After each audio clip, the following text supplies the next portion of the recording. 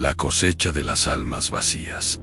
La mayoría de las personas le temen a la muerte porque creen que es el final de todo, pero están equivocadas. El verdadero terror no es dejar de existir. El verdadero terror es quedar atrapado en el medio. Lo que estás a punto de escuchar no es un cuento de camino, ni una leyenda inventada para asustar niños en la noche. Es la reconstrucción libre y visceral de uno de los secretos más oscuros y prohibidos que la ambición humana ha desenterrado de las entrañas de la tierra. Una crónica maldita que hemos dividido para ti en 3 capítulos de puro horror psicológico y misterio, donde hemos cambiado los nombres de los personajes para evitar malos recuerdos dentro de la familia. No lo olvides, que son 3 descensos consecutivos hacia un abismo donde las reglas de la lógica y la ciencia no significan nada. A lo largo de estos 3 episodios, te daremos las respuestas a preguntas que desearías nunca haber escuchado. ¿Qué pasa con tu mente cuando tu cuerpo se convierte en tu propia tumba, que se oculta en los rincones más profundos y olvidados de la selva, donde la vida humana pierde todo su valor? Y, sobre todo, ¿qué ocurre cuando el pasado decide regresar del más allá para cobrarse una deuda de sangre? No intentes saltarte ni un solo minuto de este video. Cada frase, cada atmósfera y cada silencio son piezas de un rompecabezas macabro que solo cobrará sentido cuando se apague la última pantalla. Si te saltas una parte, te perderás en la penumbra. Si crees tener el estómago suficiente para soportar la verdad que se oculta bajo el lodo, acomódate, apaga las luces por completo y asegúrate de cerrar bien la puerta de tu habitación, porque una vez que empiece el primer capítulo, te prometo que las sombras que te rodean ya no te parecerán las mismas. Bienvenido a la cosecha de las almas vacías. Cierra los ojos por un segundo. Imagina que el frío de una plancha de metal sube por tu espalda. Quieres mover los dedos de las manos, pero no responden. Quieres parpadear para limpiar la penumbra de tu vista, pero tus párpados parecen sellados con plomo en tu corazón. Ese motor que ha latido cada segundo de tu vida se detiene. Lo escuchas apagarse. Escuchas el silencio absoluto dentro de tu propio pecho. A tu lado, un hombre con bata blanca suspira, mira su reloj y pronuncia tu nombre, seguido de una hora exacta. Estás oficialmente muerto. Tu familia comienza a gritar en el pasillo. El dolor rompe las paredes de la habitación. Escuchas cada lágrima, entiendes cada palabra de despedida. Quieres gritarles: sigo aquí, no me dejen solo. Pero tu boca es solo un trozo de carne helada. No eres más que un prisionero, atrapado en tu propio cadáver. Esta no es una historia de ficción para pasar el rato en YouTube. Esta es la crónica maldita de Nelson. El hombre que cruzó la frontera de la fosa común, que sintió el peso de la tierra sobre sus ojos, y que, casi 2 décadas después, regresó de las entrañas del suelo para reclamar el horror de su existencia. Prepárate, apaga las luces, porque hoy vas a descubrir lo que realmente ocurre cuando la muerte no es el final, sino el principio de una pesadilla eterna. Nuestra historia se sitúa en el año 1962, en los límites difusos del Valle de las Nieblas, un rincón del mundo donde la humedad se pega a la piel como un sudario y el sol parece esconderse siempre detrás de una bruma grisácea y pestilente. Nelson era un hombre fuerte, un campesino de 43 años, con la piel curtida por el trabajo de la tierra, Pero la tierra guarda secretos y a veces te devuelve veneno.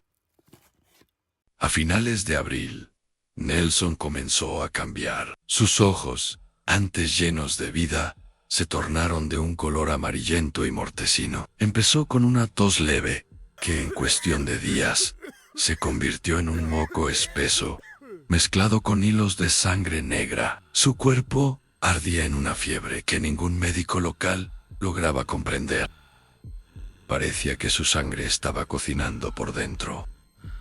El 2 de mayo, su hermana Colette lo arrastró de urgencia a la vieja clínica de San Judas, un edificio decrépito de paredes descascaradas, donde el olor a éter y a carne enferma lo inundaba todo.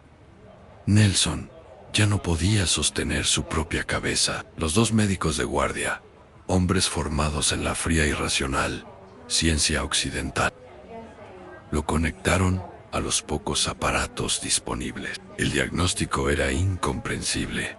En los órganos de Nelson se estaban apagando uno a una velocidad sobrenatural, como si una fuerza invisible estuviera drenando su energía vital a través de los poros. A la 1:15 de la tarde, el monitor manual dio su último veredicto. El pulso se había esfumado. Los médicos se miraron, sacaron un acta de defunción amarillenta y firmaron el destino de Nelson.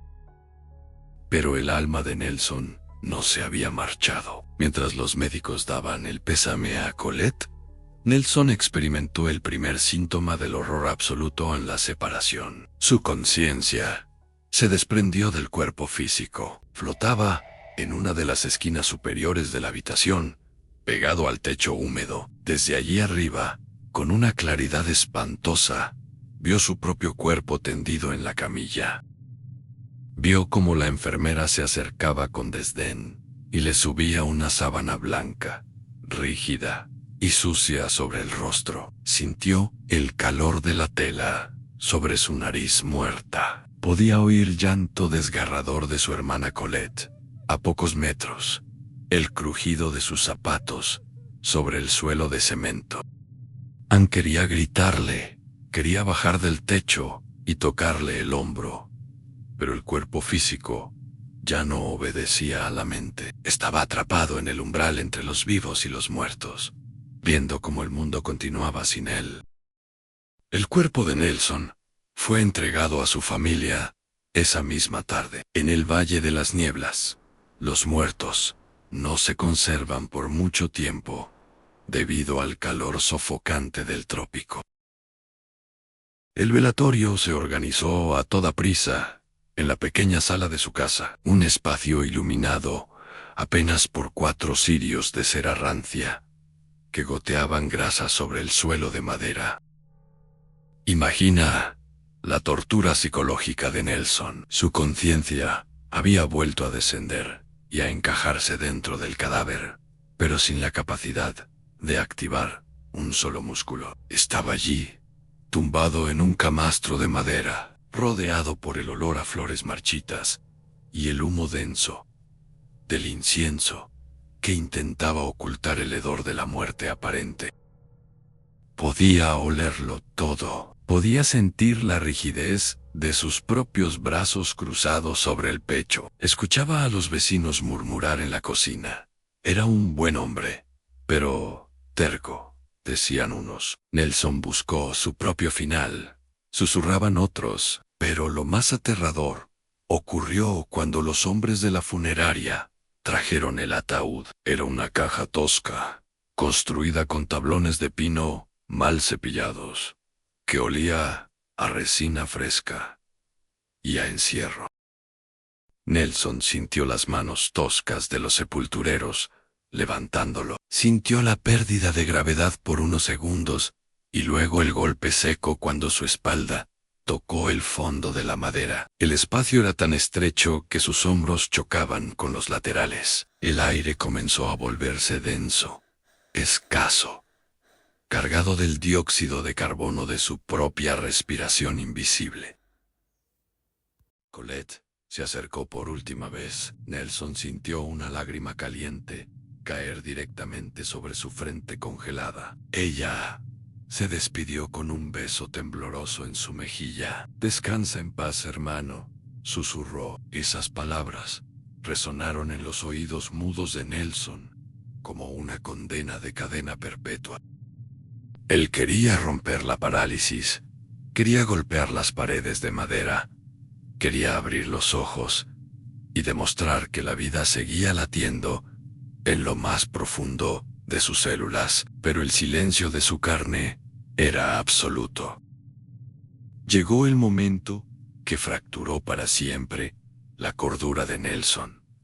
Colocaron la tapa del ataúd. La luz tenue de las velas desapareció por completo, siendo reemplazada por una oscuridad tan densa que parecía tener peso físico. Entonces empezaron los golpes.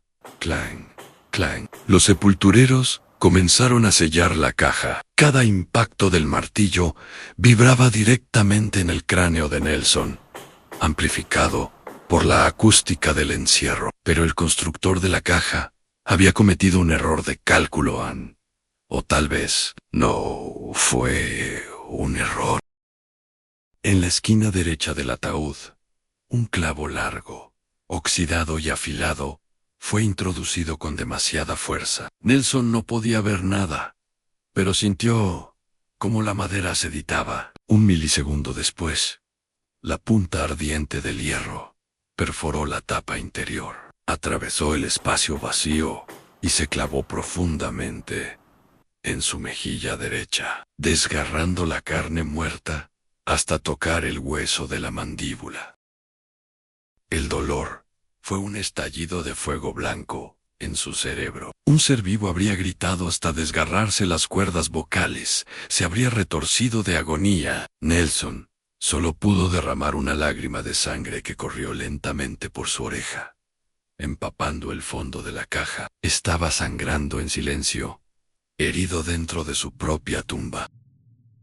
El viaje hacia el camposanto de la Cruz Negra fue un vaivén eterno. Nelson sentía como el ataúd se balanceaba de un lado a otro, mientras los hombres caminaban por el sendero empedrado. El calor dentro de la caja era insoportable. El sudor que su cuerpo moribundo generaba no tenía hacia dónde evaporarse, creando una atmósfera húmeda y asfixiante.